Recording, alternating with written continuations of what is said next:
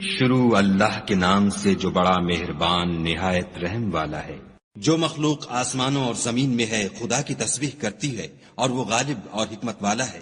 آسمانوں اور زمین کی بادشاہی اسی کی ہے، وہی زندہ کرتا اور مارتا ہے اور وہ ہر چیز پر قادر ہے۔ وہ سب سے پہلا اور سب سے پچھلا اور اپنی قدرتوں سے سب پر ظاہر اور اپنی ذات سے پوشیدہ ہے، اور وہ تمام چیزوں کو جانتا ہے۔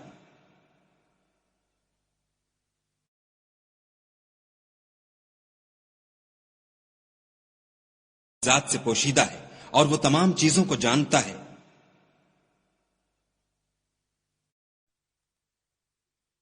وہی ہے جس نے آسمانوں اور زمین کو 6 دن میں پیدا کیا، پھر عرش پر جا ٹھہرا۔ جو چیز زمین میں داخل ہوتی اور جو اس سے نکلتی ہے اور جو آسمان سے اترتی اور جو اس کی طرف چڑھتی ہے، سب اس کو معلوم ہے۔ اور تم جہاں کہیں ہو وہ تمہارے ساتھ ہے، اور جو کچھ تم کرتے ہو خدا اس کو دیکھ رہا ہے۔ آسمانوں اور زمین کی بادشاہی اسی کی ہے اور سب امور اسی کی طرف رجوع ہوتے ہیں۔ وہی رات کو دن میں داخل کرتا اور دن کو رات میں داخل کرتا ہے، اور وہ دلوں کے بھیدوں تک سے واقف ہے۔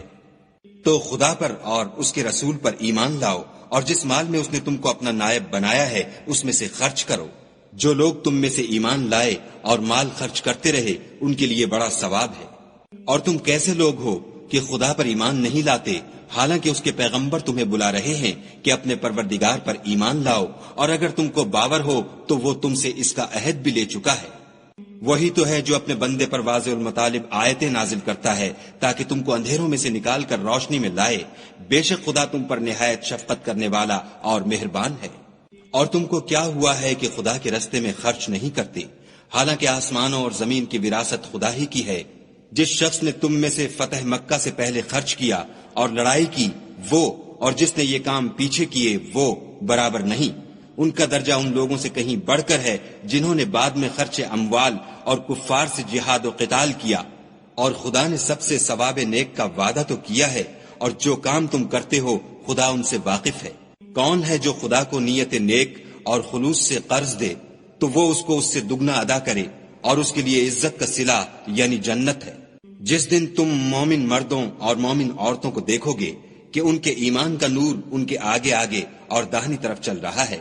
تو ان سے کہا جائے گا کہ تم کو بشارت ہو کہ آج تمہارے لیے باغ ہیں جن کے تلے نہریں بہ رہی ہیں، ان میں ہمیشہ رہو گے، یہی بڑی کامیابی ہے۔ اس دن منافق مرد اور منافق عورتیں مومنوں سے کہیں گے کہ ہماری طرف نظر شفقت کیجئے کہ ہم بھی تمہارے نور سے روشنی حاصل کریں۔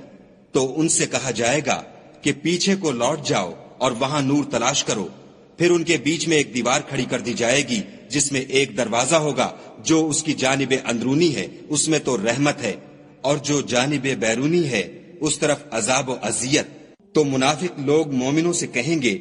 کہ کیا ہم دنیا میں تمہارے ساتھ نہ تھے؟ وہ کہیں گے کیوں نہیں تھے، لیکن تم نے خود اپنے تئیں بلا میں ڈالا اور ہمارے حق میں حوادث کے منتظر رہے اور اسلام میں شک کیا،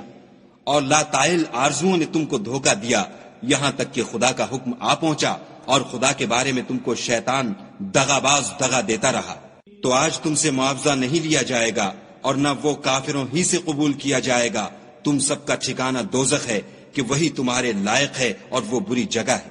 کیا ابھی تک مومنوں کے لیے اس کا وقت نہیں آیا کہ خدا کی یاد کرنے کے وقت اور قرآن جو خدائے برحق کی طرف سے نازل ہوا ہے اس کے سننے کے وقت ان کے دل نرم ہو جائیں، اور وہ ان لوگوں کی طرح نہ ہو جائیں جن کو ان سے پہلے کتابیں دی گئی تھیں، پھر ان پر زمانے طویل گزر گیا تو ان کے دل سخت ہو گئے اور ان میں سے اکثر نافرمان ہیں۔ جان رکھو کہ خدا ہی زمین کو اس کے مرنے کے بعد زندہ کرتا ہے۔ ہم نے اپنی نشانیاں تم سے کھول کھول کر بیان کر دی ہیں تاکہ تم سمجھو۔ جو لوگ خیرات کرنے والے ہیں، مرد بھی اور عورتیں بھی، اور خدا کو نیت نیک اور خلوص سے قرض دیتے ہیں، ان کو 2 چند ادا کیا جائے گا اور ان کے لیے عزت کا صلہ ہے۔ اور جو لوگ خدا اور اس کے پیغمبروں پر ایمان لائے، یہی اپنے پروردگار کے نزدیک صدیق اور شہید ہیں، ان کے لیے ان کے اعمال کا صلہ ہوگا اور ان کے ایمان کی روشنی۔ اور جن لوگوں نے کفر کیا اور ہماری آیتوں کو جھٹلایا وہی اہل دوزخ ہیں۔ جان رکھو کہ دنیا کی زندگی محض کھیل اور تماشا اور زینت و آرائش اور تمہارے آپس میں فخر و ستائش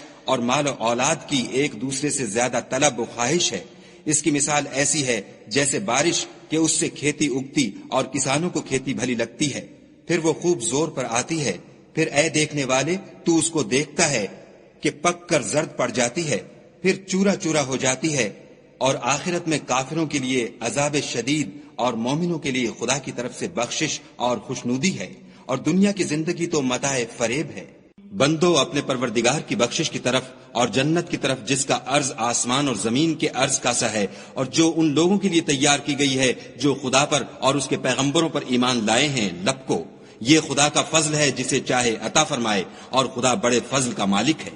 کوئی مصیبت ملک پر اور خود تم پر نہیں پڑتی مگر پیشتر اس کے کہ ہم اس کو پیدا کریں، ایک کتاب میں لکھی ہوئی ہے، اور یہ کام خدا کو آسان ہے، تاکہ جو مطلب تم سے فوت ہو گیا ہو اس کا غم نہ کھایا کرو، اور جو تم کو اس نے دیا ہو اس پر اترایا نہ کرو، اور خدا کسی اترانے اور شیخی بگھارنے والے کو دوست نہیں رکھتا۔ جو خود بھی بخل کریں اور لوگوں کو بھی بخل سکھائیں، اور جو شخص روح گردانی کرے تو خدا بھی بے پرواہ ہے، اور وہی سزاوار حمد و ثنا ہے۔ ہم نے اپنے پیغمبروں کو کھلی نشانیاں دے کر بھیجا، اور ان پر کتابیں نازل کی اور ترازو یعنی قواعد عدل، تاکہ لوگ انصاف پر قائم رہیں، اور لوہا پیدا کیا، اس میں اسلحہ جنگ کے لحاظ سے خطرہ بھی شدید ہے اور لوگوں کے لیے فائدے بھی ہیں، اور اس لیے کہ جو لوگ بن دیکھے خدا اور اس کے پیغمبروں کی مدد کرتے ہیں، خدا ان کو معلوم کرے، بے شک خدا قوی اور غالب ہے۔ اور ہم نے نوح اور ابراہیم کو پیغمبر بنا کر بھیجا، اور ان کی اولاد میں پیغمبری اور کتاب کے سلسلے کو وقتاً فوقتاً جاری رکھا،